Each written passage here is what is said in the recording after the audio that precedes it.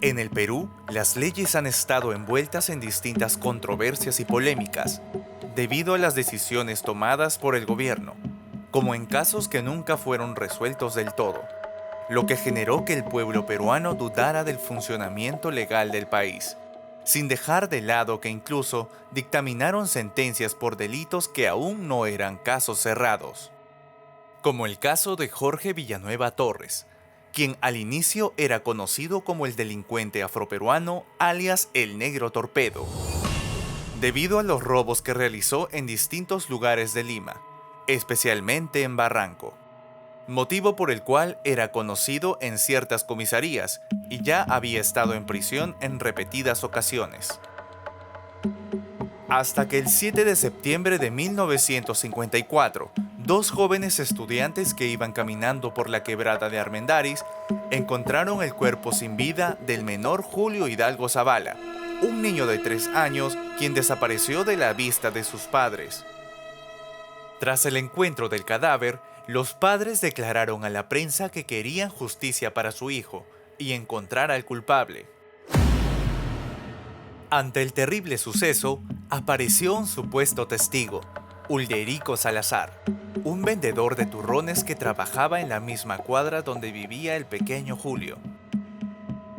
En su declaración mencionó: "Era un sujeto negro y alto. Me compró 20 centavos de turrón para el niño. Yo lo puedo reconocer". Tras la declaración brindada, fueron en busca de un sospechoso que cumpliera con esas características. Lastimosamente, Villanueva cumplía con lo dicho, y su mala reputación le jugó en contra. Al ser mencionado en la prensa, la población ya lo daba como culpable, sin antes realizarse las investigaciones y sin ningún juicio previo. Por lo que al ser un afroperuano el envuelto en el tema, decidieron exigir la pena de muerte para Villanueva. En los años 50, dentro de las leyes peruanas aún era vigente la pena de muerte, que fue hasta 1979. De tal manera que el pedido de los pobladores y padres de la víctima fue aceptado. Pero esta persona fue condenada a pena de muerte, más que todo al tema de la repercusión en ese momento, de la exacerbancia del pueblo. Se mezclaban muchas cosas, se mezclaban desde el tema del racismo, la distancia, las clases sociales y el tema de los estereotipos. Y por eso esta persona fue muy fácil tal vez, ¿no? Condenarla, que seguir un debido proceso, con la participación de los operadores judiciales, que tenga un camino, que sea publicitado en los medios, ¿no? En ese entonces para Lima era mucho más fácil condenar a alguien sin darle el derecho a su defensa, a la réplica o ejercer su derecho y juzgarlo. Y la pena de muerte te facilitaba eso. La pena de muerte era un mecanismo o un elemento en el cual las autoridades podrían fácilmente aplicarla y no tenía una sanción. Lo que sucedía en ese entonces, tal vez lo que sucede ahora en el 2023, que no es así. Entre los juicios llevados a cabo, llegaría el último y decisivo.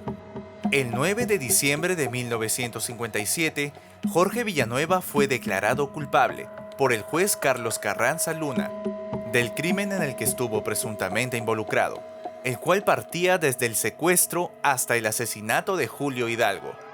La sociedad influyó mucho en la decisión de su sentencia. A eso se le suma la constante presión de la prensa a las autoridades. El 12 de diciembre de 1957 fue ejecutado Jorge Villanueva Torres, quien hasta el último aliento clamó su inocencia.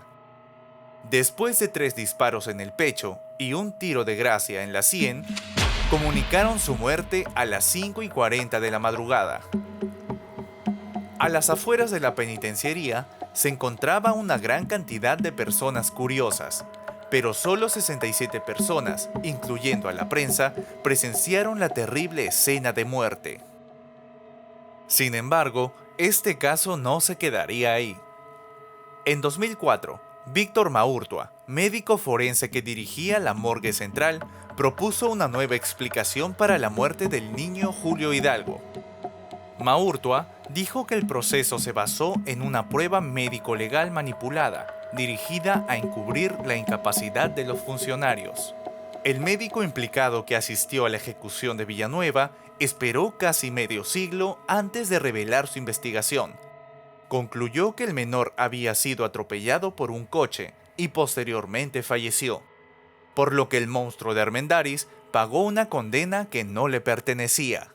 En ese entonces, el Poder Judicial no se podía abastecer, no contaba con los conocimientos, no respetaba los procedimientos, igual la policía, o sea, todos los operadores judiciales no tenían esos conocimientos, no tenían esa actitud para poder cumplir, así como nuestro nuevo código, nuestro nuevo modelo de código penal que establece los procedimientos, cuáles son los pasos, las etapas.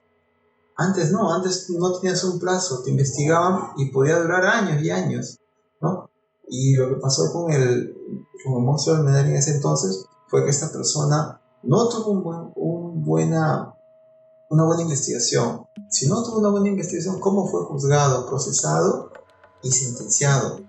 Lo que pasa es que las personas ahí ya no advirtieron, la prensa, los abogados advirtieron algún vicio procesal, alguna nulidad, porque solamente querían el desenlace.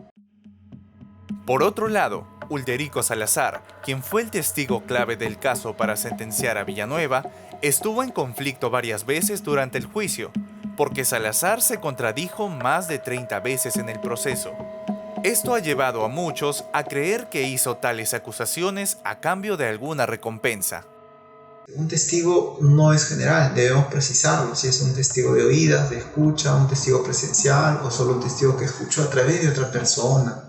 Si bien es cierto, en el caso del monstruo de Armendáriz se presumía que esta persona había identificado, había visorado o había advertido la presencia de este sujeto que fue sentenciado a pena de muerte, pero no advirtieron o no fuimos precisos, ¿no?, en cuanto a qué calidad de información o la declaración de esta persona era contundente, era persistente o reunía los elementos de convicción en ese entonces.